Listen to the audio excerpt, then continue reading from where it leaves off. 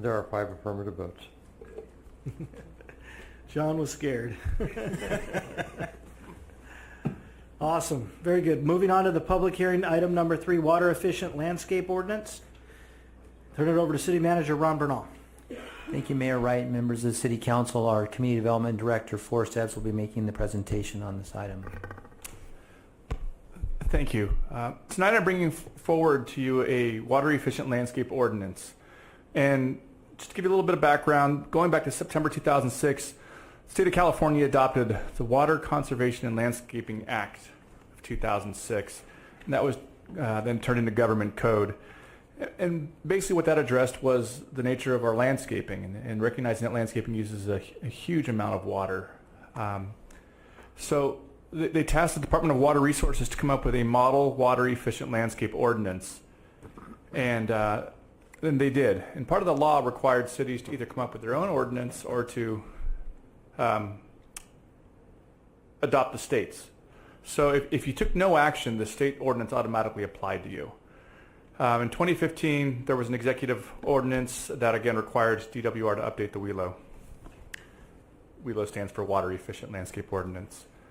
Earlier this year, we took this ordinance that we're proposing tonight to the Planning Commission for approval. So as I mentioned, the choices are to either comply with the state model or draft their own comparable ordinance. Very few cities have elected to draft their own. It's very complicated and has to be of the same quality. And as you'll see, and as you see in your report, this is a very complicated engineering undertaking. So to try to replicate that would be very difficult. The City of Antioch, we have required compliance with the DWR model WELO for major projects. It's not been in the municipal code though. We never took the step of actually codifying this requirement. As a result, it's more difficult to enforce. If somebody installed landscaping correctly, but then later altered it or took it out or did something, we wouldn't have an easy way to cite them or to compel them to put it back in. So our goal is improved compliance with the state law and the ability to enforce at a local level. To give you an idea of what the existing requirements are, this WELO applies to new construction projects with 500 or more square feet of landscape area. So that's a sizable commercial shopping center or commercial site. It also applies to new tract housing. In the case of tract housing, 1 in 7 houses have to be submitted to the city. It also applies to rehabilitated landscaping projects with 2,500 plus square feet of landscape area. So this is major shopping centers, big stuff. I want to point out this also applies to city parks. We are not exempt from these requirements. It does not apply to existing single-family homes. I want to be very clear. This ordinance, this law, none of this would require somebody in their current home to change their front yard, to rip out their lawn. Not that we discourage any of that if you want to put in drought-tolerant landscaping, but this does not require anybody. And at the same time, if someone wanted to put lawn in, it wouldn't prohibit that. It doesn't apply to cemeteries or projects that don't change the landscaping. I'm not going to go through all these details, but you do have them in your report. Essentially, the developer, the designer, gives us a landscape documentation package at building permit submittal. There's some interesting rules. I won't read them tonight because I know we have a lot going, but public education is required. There's limitations on sprinklers, and there's limitations on turf. So places where you might have put turf in the past, you can't any longer. This is why when you look at model homes for new houses, and you look at brand new neighborhoods, they have that little patch of grass in the front yard. They don't have the big corner to corner 100% sod like they used to. Again, the process is here.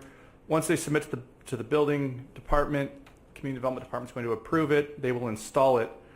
The applicant and their designer, they have to use a licensed landscape architect, then submits a certificate of completion.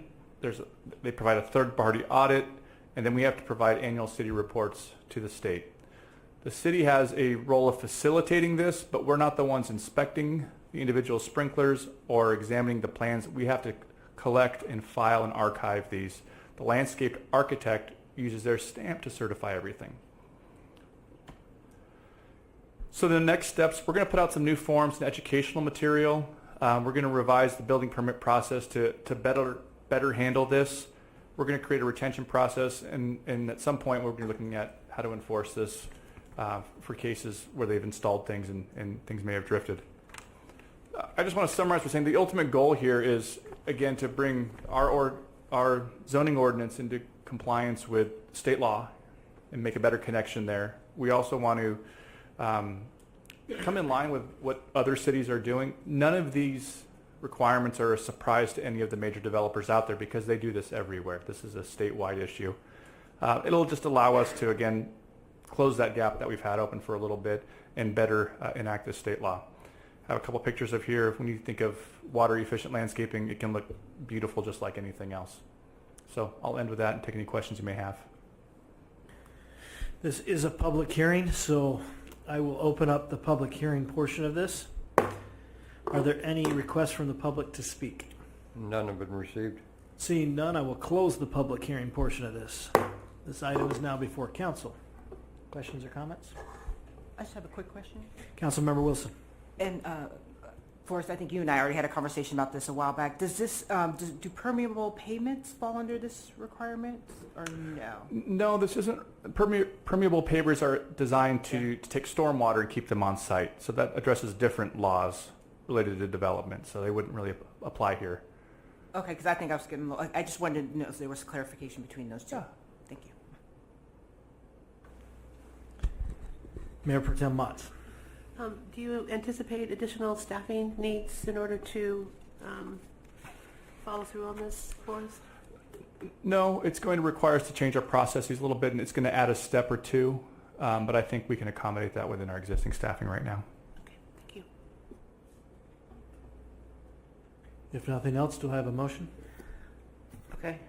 Councilmember Overchop.